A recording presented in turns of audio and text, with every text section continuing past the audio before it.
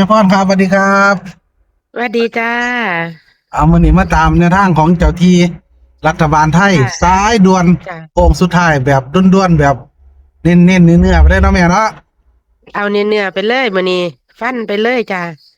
ปังคักมื้อนี้จังได๋ก็ปังเด้คักเพิ่นบอกซั่นเลยจ้าบ่จ้าเอาเพิ่นเว้าจังได๋เว้าฟังละเอียดเด้อแม่เด้อเอาละเอียดเลยเด้อแบบ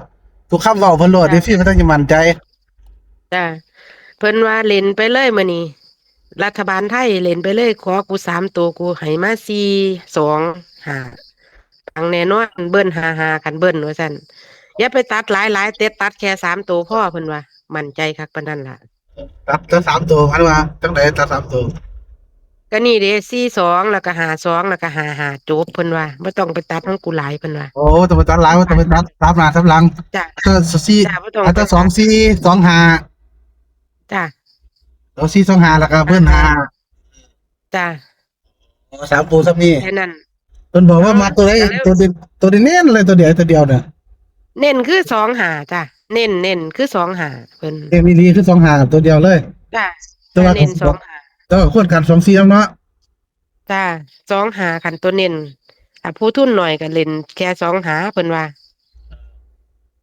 2 หานี่กูเห็นชัดคักเพิ่นว่า2 2 2นี่ก็245บ่2 4 2 54 5 2แหมอ๋อ452เนาะจ้ะ4 5 2แล้วก็เบิ้น55เพิ่น425เด้อพี่น้องฟังให้ดีนะครับ425นะครับตัดก็ไม่ตัดหจ้ะลายให้ตัดแค่2425แล้วก็55จ้ะสำนี้เนาะแม่พรเนาะจ้ะเป็นเลขรัฐบาลไทยเจ้าที่เพิ่นว่าจ้ะ มั่นใจส่ำใดเพิ่นเว้าคักบ่ม่วนนี่มั่นใจคักกูมั่นใจเต็มร้อยเลยเพิ่นว่ามื้อนี้ว่าซั่นว่าเจ้าที่ว่าเต็มร้อยซั่นเนาะ จ้ะตามเจ้าที่เด้อพี่น้องก็ลงทุนพอฟังลงทุนพอดีนะครับให้มั่นใจก็บ่เดือดร้อนดอกก็ใจก็ลองเบิ่งเนาะแล้วก็บอกบ่ได้ว่าต้องแน่นอนเนาะแค่เป็นแนวทางเนาะแม่พ่อเนาะค่ะ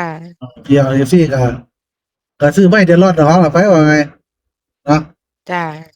ซื้อตามกำลังทรัพย์ของอย่าเดือดร้อน